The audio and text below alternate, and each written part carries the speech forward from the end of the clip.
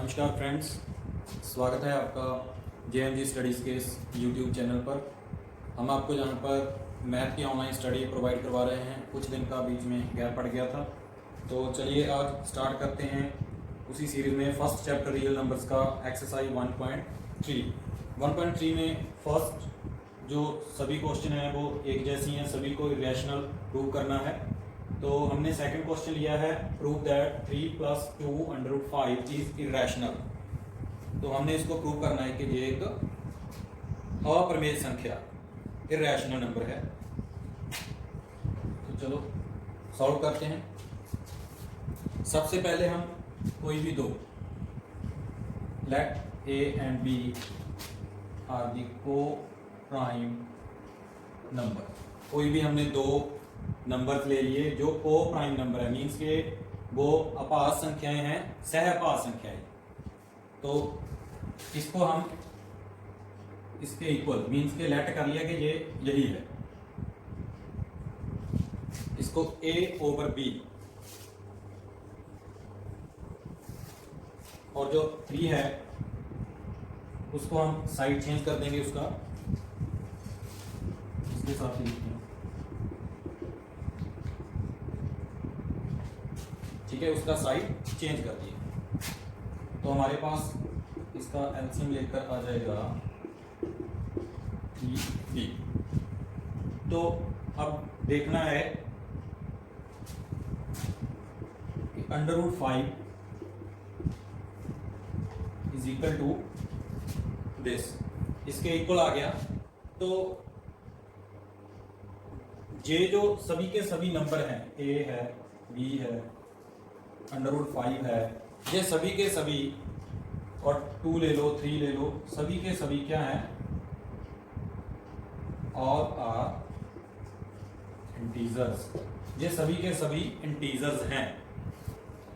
तो देखो, ये अगर ये सभी के सभी, सॉरी इसमें हम इसको नहीं शामिल कर सकते, तो ये जो सभी अगर √5 के इक्वल आ गए हैं तो इसका मतलब है कि √5 भी एक इंटीजर है, मीन्स के एक संपूर्ण संख्या है।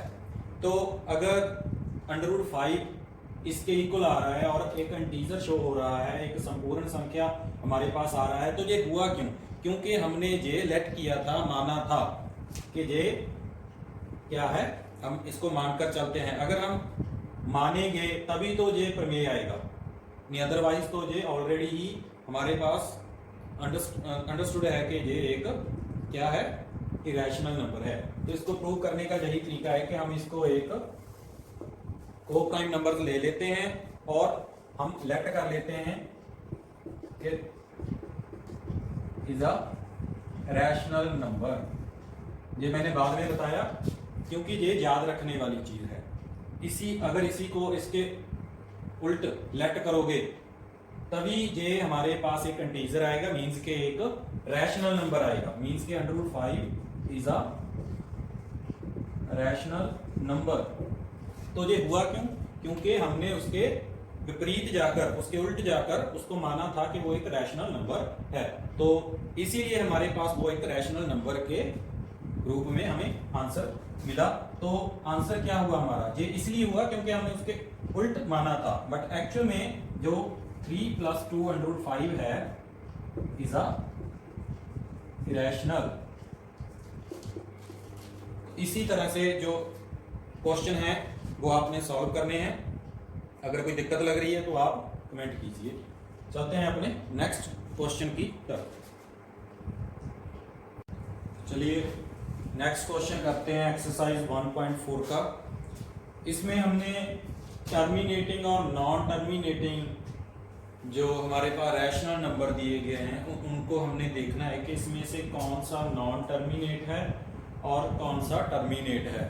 तो इसमें हमने सिर्फ एक बात ये देखनी है कि इसका जो डिनोमिनेटर है इसको हम P/Q लिखते हैं।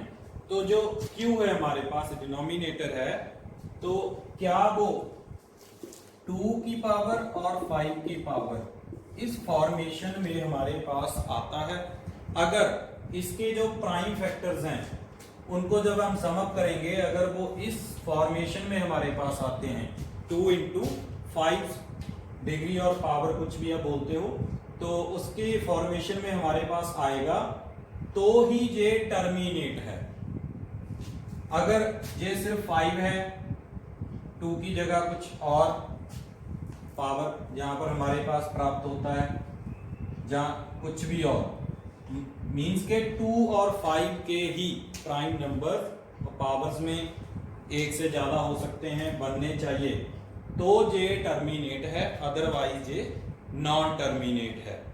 तो 1600 के 1600 के हम जो प्राइम फैक्टर्स हैं वो बनाएंगे।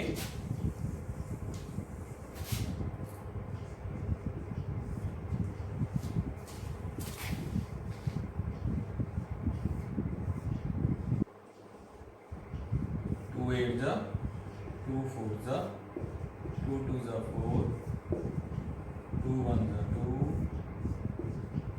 2 5 जा 10, 25, 5 5 जा 5। तो ये हमारे पास 1 2 3 4 5 6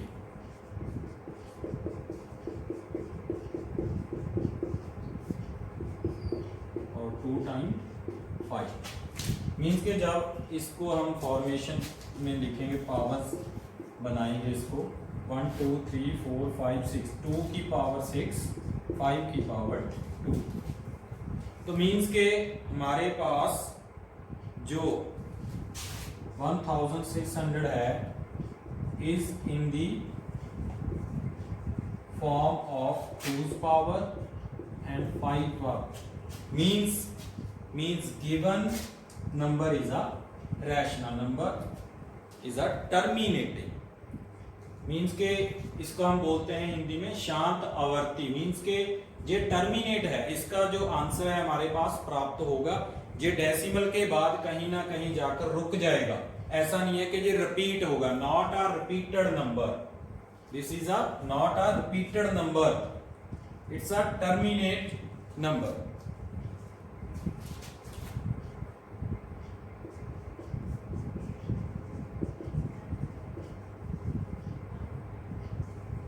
टर्मिनेटिंग डेसिमल।